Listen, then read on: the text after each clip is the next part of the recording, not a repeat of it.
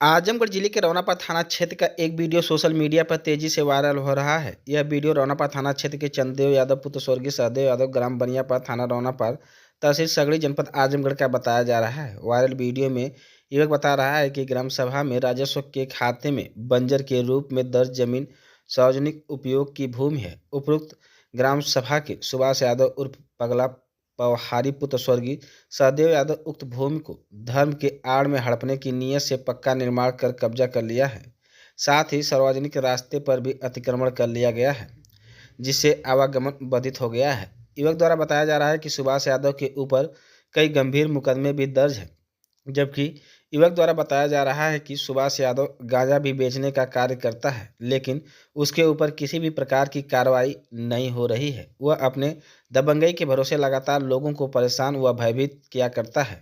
वहीं पर युवक द्वारा अभी बताया जा रहा है कि वह थाने से लेकर तहसील तक इसके खिलाफ प्रार्थना पत्र दिया, लेकिन कोई कानूनी कार्रवाई नहीं हो रही है। कोई सार्वजनिक भूमि के लिए बोलता है तो मारपीट गाली गलौज करने के लिए उतावले हो जाता है।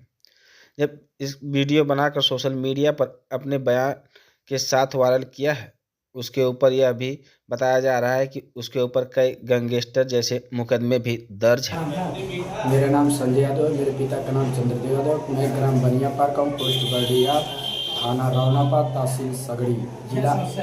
समस्या ये है कि हमारे एक का नाम है कि चाचा है, वो धर्म के नाम पर वो बंजर ज़मीन कब्जा कर रहे हैं और अनेक आदमियों को वहाँ बुला करके झाड़ फूँक करते हैं, उनसे मोटी रकम ऐड करके हम लोगों को परेशान करते हैं पैसे लेकर। चाचा क्या नाम है? सुभाष यादव उर्फ पगला पवारी, जो कि पिछले 20 साल पहले का उनका रिकॉर्ड है कि क्या नाम है कि 302 और गुंडा एक्ट केसों का वो मतलब फंसे हुए हैं।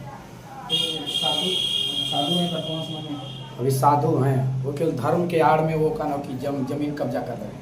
कहाँ पे जमीन कब्जा कर रहे हैं? बनियापार मौजे में ग्राम सभा की ज़मीन है। उधर से आने जाने का थोड़ा खेतों में हम लोग का रास्ता मिलता है, आते जाते हैं। अब उसे वो कवर कर रहे हैं। कई बार मैंने टोका उसे, उसमें ईंट उट गिरा रखे हैं, ठीक है। अब बोलने पर मार करने पर मादा हो जाते हैं। जैसे सुभाष हैं, उनके बेटे अंकित के पिता का नाम सुभाष यादव। क्या चाहते हैं?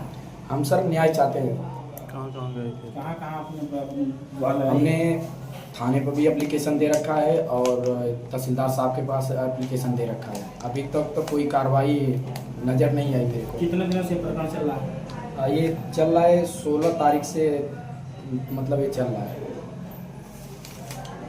16 तारीख को एप्लीकेशन दिया थाने पे और उसके बाद का नाम है कि क्या उम्मीद करते हैं शासन प्रशासन? अब उम्मीद ही रखते हैं शासन प्रशासन से कि मेरा न्याय हो जाए। वर्तमान स्थिति और नंबर 2 के धंधा करते हुए वर्तमान स्थिति क्या? वर्तमान स्थिति वही है कि आज मंगलवार है, दूर दराज से औरतें और आदमी आए हैं वहाँ पर झाड़ फूँक कराने के लिए, जिससे मोटी रकम होते और अवैध धंधा करते हैं। साधु हैं तो झाड़ फूँक करेंगे ही करेंगे। अबे धंधा में क्या करते हैं? धंधा में यही गांजा हो जाए और एक का नाम है कि ये गांजा का धंधा करते हैं, क्योंकि दोनों बेटे उनके घर रहते हैं और उनके दोनों बेटे घर रहते हैं, तो पैसे कहाँ से आते हैं इतने? इसके पहले भी कोई खबर या कुछ वायरल हुआ था वीडियो? नहीं, इसके पहले कोई वीडियो वायरल नहीं हुई। क्या चाहते हैं? हमें न्याय चाहिए और कुछ नहीं चाहिए।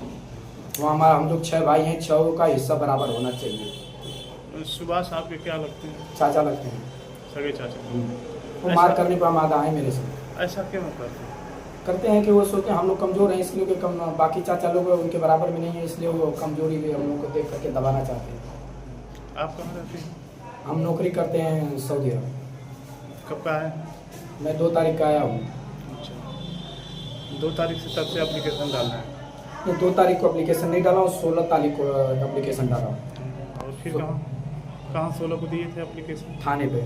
उसके बाद फिर थाने दिवस पे लेकर दिया था एसडीएम साहब। कोई कार्रवाई नहीं? अभी तक तो सर कोई कार्रवाई नज़र नहीं आई। एप्लीकेशन देने के बाद वो क्या कर रहे हैं इस समय सुभाष जी? एप्लीकेशन डाल दिए तो सुभाष की इस समय प्रक्रिया क्या है? और उस ज़मीन में जो ज़मीन बाधित है उस पर ईंट गिरा रखे हैं और वहाँ पर अतिरिक्त आदमी को बुला करके अपना वो गांजा वाजा पीते हैं और देश भर के बवंडर 10-11 बजे रात तक वो बंदे जुट के गाली गलौज करते हैं, उल्टा सीधा बयानबाजी करते हैं, माहौल ख़राब करते हैं। जबकि जब केस में फंसे थे उसमें पूर्व कप्तान ने मना किया था कि आपको ये सब काम नहीं करना है, फिर इधर उधर से 3-5 करके फिर शुरू कर दिए। जब जब भीड़ इकट्ठा होती है वहाँ पर तब तब एक्सीडेंट होना ही होना है।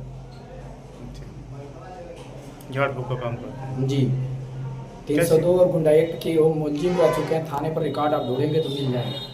अच्छा, उसके बाद भी दबंगई गुंडई हो रही बिल्कुल सर, दबंगई और गुंडाई चल रही है। है। आपके ऊपर क्या खतरा है? हमारी जान को खतरा है। कभी भी कुछ हो सकता है। हाँ, कभी भी कुछ हो सकता है।